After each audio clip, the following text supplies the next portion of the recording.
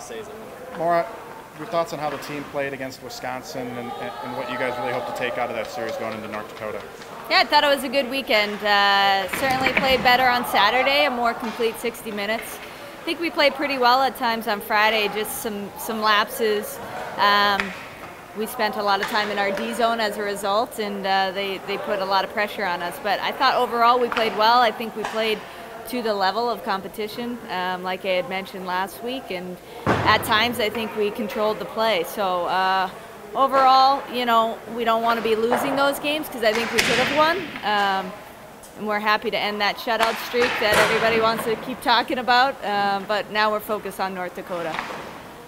Being able to finally crack that Badger defense and then that possession style of play they made in the third period there, that has to give the offense and the team a lot of confidence moving forward, right? Yeah, absolutely. They were really excited. Our bench erupted, and the players deserve to be excited about breaking that streak. For a coach, you know, I'm focused more on the overall outcome of the game. So, yeah, they have a lot of confidence, as is. I think we play a lot of really good goalies.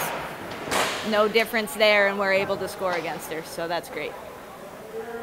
Was there anything their goalie in particular was doing that just that you've seen over film, and then of course those two games that just really impressed you? I mean, what was kind of the secret to her success?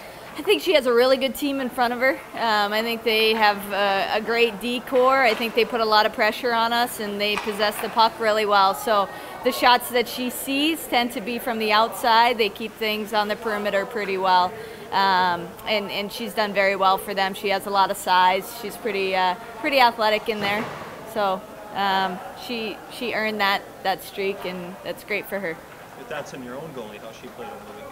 Well, we played two goalies. We played Maddie on Friday night and Kayla on Saturday night. I think they both played pretty well, and they always give us a chance to win. So happy with the goaltending, and we need to just clean up a few details in the D zone, and that's a one-goal game, both of them. So.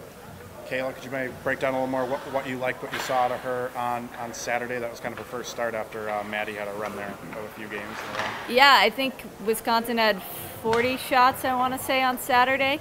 So, after the first one that Kayla gave up, I thought she was pretty rock solid in there.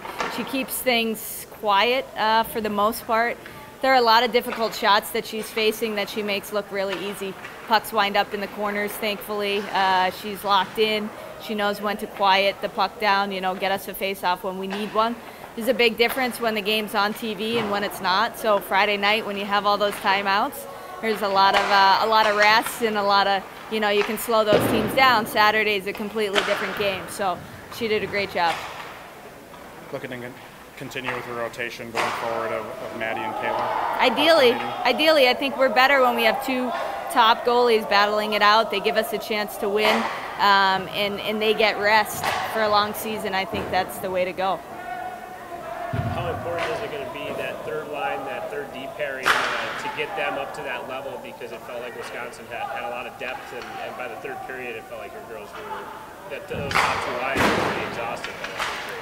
Yeah, I couldn't hear the last thing you said. The third line for Wisconsin is very good. That could very well be a top line for some programs. So I think our kids are coming along. I think by getting them more experience, they're going to continue to get better. We have a young team, some kids that haven't played this much, that have been on the team, and freshmen. So as the season goes on, they're going to continue to get better and better. And we will be able to shut those lines down. Is that just some of the growing pains? I mean, the only way they're going to get experience is to play, and that means making some mistakes early in the season? Yep, absolutely. And I think, the more kids that are playing in games now, the better we're going to be, in February and March. So exactly, growing pains, a short roster, and learning how to play at this level against some really, really good teams. Like I said, their third line is really good. Not everybody has a third line like that. They played a fourth line too, and we don't really have a full fourth line to even do that. So I think our players did pretty well considering all of those obstacles. What are you facing with out in Grand Forks this weekend, this North Dakota team? How different is this compared to what you saw last weekend? I've been watching some film today. They're very good. They have a very good first line. Kazaniak's a tremendous defenseman, and their goalie's very good. I think they play a little more physical than Wisconsin does. They finish their plays. They always let you know they're there. So we're going to have to be ready to handle that, stay out of the box. That'll be key. We gave up a lot of power play goals last weekend. So that's kind of North Dakota style, I think, to drag you into that game. And we're going to have to stay out of that.